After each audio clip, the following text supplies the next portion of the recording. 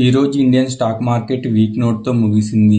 Global markets నుంచి వచ్చిన mixed signals అలాగే ప్రైవేట్ బ్యాంకింగ్ స్టాక్స్లో కనిపించిన సెల్లింగ్ ప్రెషర్ కారణంగా ప్రధాన సూచీలు ఈ రోజు మొత్తం ఒత్తిడిలోనే ట్రేడ్ అయ్యాయి. రోజు ముగిసే సమయానికి సెన్సెక్స్ 442 పాయింట్లు పడిపోయి 77,708 దగ్గర క్లోజ్ అయ్యింది. నిఫ్టీ 50 కూడా 95 పాయింట్లు నష్టపోయి 24238 వద్ద ముగిసింది. బ్యాంక్ నిఫ్టీ దాదాపు 576 పాయింట్లు పడిపోయింది. 57,945 దగ్గర క్లోజ్ అయ్యింది.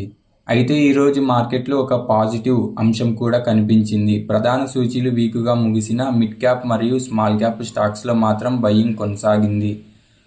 అడ్వాన్స్ డిక్లైన్ డేటాను పరిశీలిస్తే డిక్లైన్ స్టాక్స్ కంటే అడ్వాన్సింగ్ స్టాక్స్ సంఖ్య ఎక్కువగా ఉండటం వల్ల బ్రాడ్ మార్కెట్లో పూర్తిగా నెగిటివ్ సెంటిమెంట్ లేదని అర్థమవుతోంది. ఈరోజు సెల్లింగ్కి ప్రధాన కారణం ప్రైవేట్ బ్యాంకింగ్ సెక్టార్.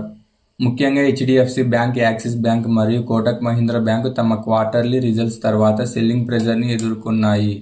ఈ మూడు స్టాక్స్ నిఫ్టీ మరియు బ్యాంక్ నిఫ్టీపై మేజర్ ఇంపాక్ట్ చూపించడంతో మొత్తం ఇండెక్స్లు డౌన్ సైడ్కి వెళ్లాయి. మరోవైపు ఐసిఐసిఐ బ్యాంక్ మాత్రం మంచి క్వార్టర్లీ రిజల్ట్స్ కారణంగా పాజిటివ్గా నిలిచింది. అయితే ఫార్మా, సిమెంట్ మరియు పిఎస్సి బ్యాంకింగ్ స్టాక్స్లో సెలెక్టివ్ బయింగ్ కనిపించింది. అందువల్ల బ్రాడర్ మార్కెట్ పూర్తిగా బలహీనంగా మారలేదు. మార్కెట్ లాస్ట్ 1 అవర్లో కొంత రికవరీ ప్రయత్నం చేసినప్పటికీ బ్యాంకింగ్ స్టాక్స్లో సెల్లింగ్ కొనసాగడంతో ఇండిసెస్ నెగిటివ్ టెరిటరీలోనే క్లోజ్ అయ్యాయి. మొత్తంగా చూస్తే ఈరోజు సెషన్ ఒక విషయం స్పష్టం చెప్పింది. ప్రస్తుతం మార్కెట్లో స్టాక్ స్పెసిఫిక్ మూవ్మెంట్ ఎక్కువగా కనిపిస్తోంది. మంచి రిజల్ట్స్ ప్రకటించిన కంపెనీల్లో బయింగ్ కొనసాగుతుండగా ఎక్స్పెక్టేషన్స్ ని అందుకోలేకపోయిన కంపెనీల్లో సెల్లింగ్ ప్రెజర్ కనిపిస్తోంది. ఇప్పుడు ఈరోజు మార్కెట్ ని ఇంపాక్ట్ చేసిన ముఖ్యమైన ఇండియన్ న్యూస్ మరియు Q1 రిజల్ట్స్ గురించి తెలుసుకుందాం. ఈ వార్తలు రేపటి ట్రేడింగ్ పై కూడా ప్రభావం చూపే అవకాశం ఉన్నందున ఒక్కో అంశాన్ని వివరంగా చూద్దాం. ఈ రోజు మార్కెట్ లో ప్రధానంగా చర్చకు వచ్చిన అంశం ప్రైవేట్ బ్యాంకింగ్ స్టాక్స్ లో కనిపించిన selling pressure. HDFC bank, axis bank మరియు కోటక్ మహీంద్రా బ్యాంక్ తమ క్వార్టర్లీ రిజల్ట్స్ ప్రకటించిన తర్వాత పెట్టుబడిదారులు మార్జిన్ ప్రెజర్ పై ఆందోళన వ్యక్తం చేశారు.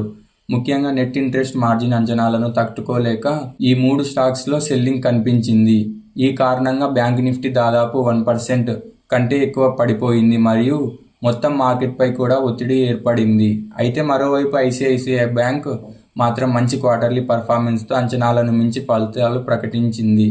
అందువల్ల ఐసిఐసిఐ బ్యాంకు స్టాక్స్ పాజిటివ్గా క్లోజ్ అవ్వడం బ్యాంకింగ్ సెక్టార్కి కొంత సపోర్ట్ ఇచ్చింది.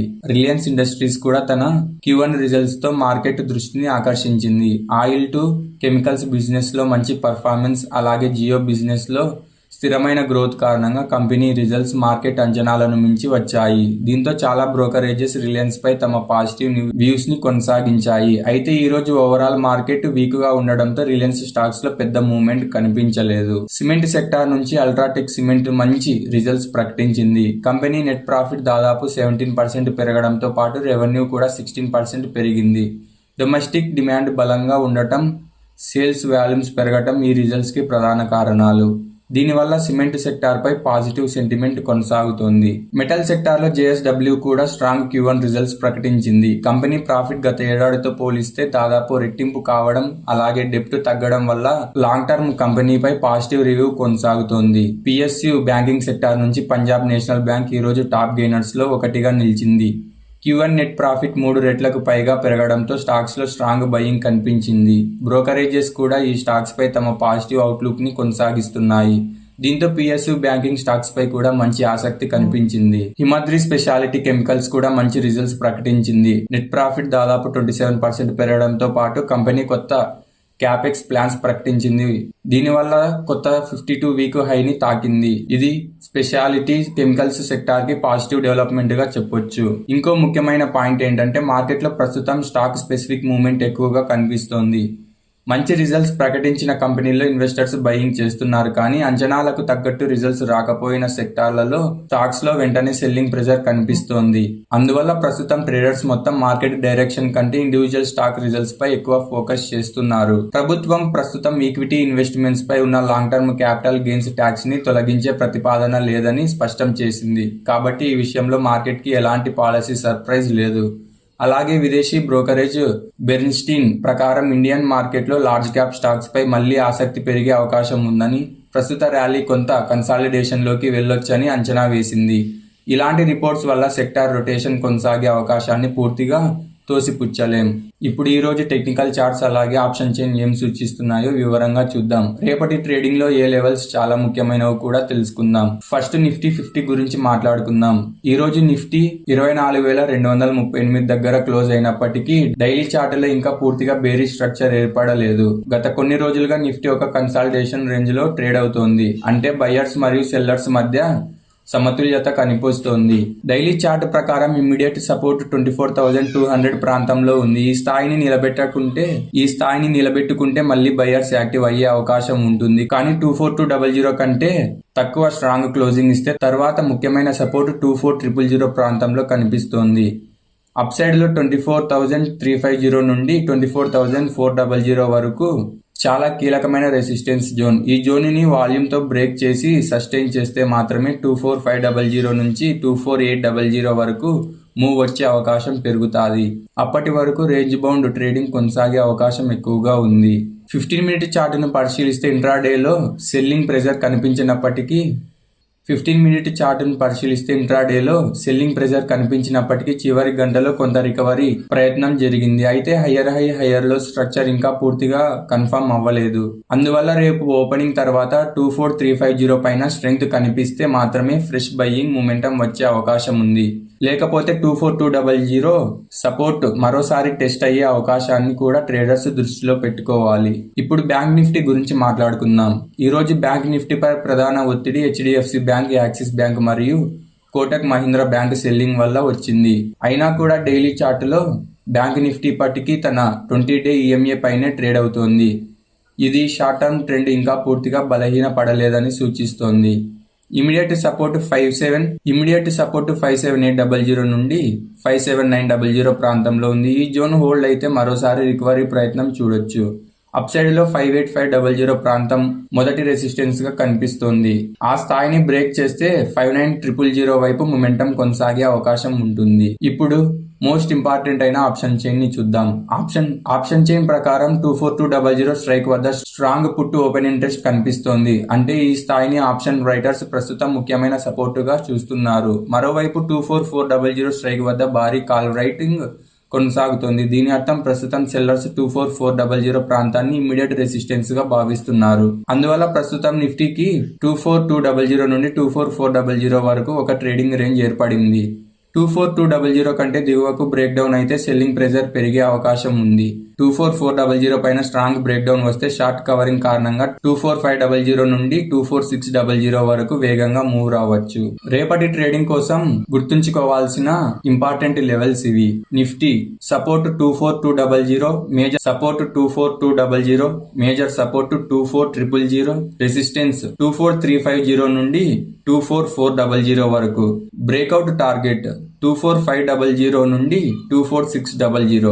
Bank Nifty support 57,800, resistance 58,500. Above 58,500, 59,000 వచ్చే అవకాశం ఉంటుంది. ఇప్పుడు ఫారిన్ ఇన్స్టిట్యూషనల్ ఇన్వెస్టర్స్ అంటే ఎఫ్ఐఐలు, డొమెస్టిక్ ఇన్స్టిట్యూషనల్ ఇన్వెస్టర్స్ ఈ రోజు ఎలా ట్రేడ్ చేశారో చూద్దాం. ఈ రోజు ఎఫ్ఐఐలు క్యాష్ మార్కెట్ లో సెల్లింగ్ చేశారు. మరోవైపు డిఐఐలు బయ్యింగ్ చేసి మార్కెట్ కు కొంత సపోర్ట్ ఇచ్చారు. గత కొన్ని రోజులుగా కూడా ఇదే ట్రెండ్ కొనసాగుతుంది. విదేశీ ఇన్వెస్టర్లు ప్రాఫిట్ బుకింగ్ చేస్తుంటే దేశీయ మ్యూచువల్ ఫండ్స్ మరియు ఇన్సూరెన్స్ కంపెనీస్ ప్రతి డిప్ లో కొనుగోళ్లు చేస్తున్నారు.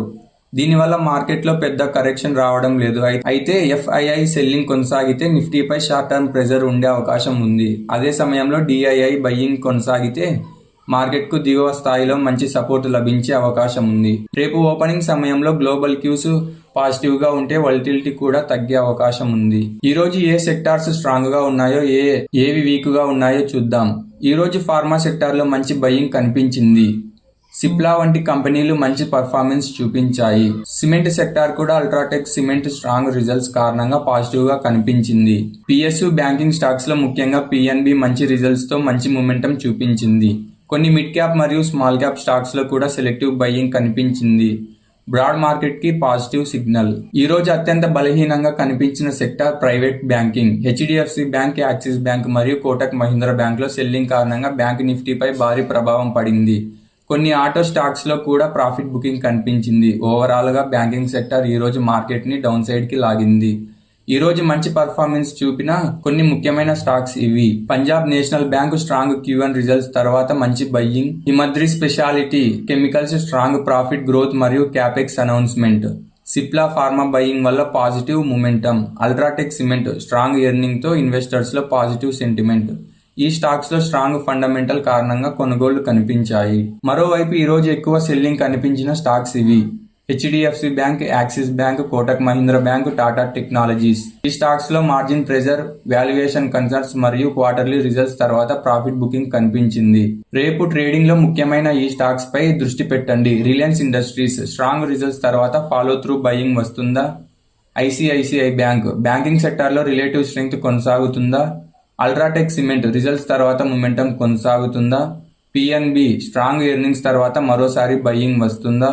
HDFC bank and Axis bank selling ఆగుతుందా లేదా మరింత ప్రెజర్ వస్తుందా? ఈ స్టాక్స్ రేపటి మార్కెట్ డైరెక్షన్ పై ప్రభావం చూపే అవకాశం ఉంది. రేపటి ట్రేడింగ్ కోసం 24200 పైన హోల్డ్ అయితే లాంగ్ ట్రేడ్స్ కోసం అవకాశాలు చూడొచ్చు. కానీ 24200 కంటే దిగువకు స్ట్రాంగ్ బ్రేక్ డౌన్ వస్తే సెల్లింగ్ మొమెంటం పెరిగే అవకాశం ఉంది. 24400 పైన స్ట్రాంగ్ బ్రేక్అవుట్ వచ్చిన తర్వాత మాత్రమే అగ్రెసివ్ బయింగ్ చేయడం మంచిది. అప్పటి వరకు రేంజ్ ట్రేడింగ్ స్ట్రాటజీ ఫాలో చేయడం మంచిది. బ్యాంక్ నిఫ్టీలో 57800 కీలకమైన సపోర్ట్. ఈ స్థాయి నిలబడితే రికవరీ వచ్చే అవకాశం ఉంది. కానీ ఈ స్థాయి బ్రేక్ అయితే మరింత సెల్లింగ్ ప్రెజర్ వచ్చే అవకాశం ఉంది. రేపు ట్రేడింగ్ ప్రారంభించే ముందు గిఫ్ట్ నిఫ్టీ, ఏషియన్ మార్కెట్ మరియు గ్లోబల్ క్యూస్ ను తప్పకుండా ఒకసారి పరిశీలించండి. ఓపెనింగ్ గ్యాప్ అప్ లేదా గ్యాప్ డౌన్ వచ్చినప్పుడు వెంటనే ట్రేడ్ లోకి వెళ్లకుండా first 15 to 20 minutes price action ని అబ్జర్వ్ చేయడం మంచిది.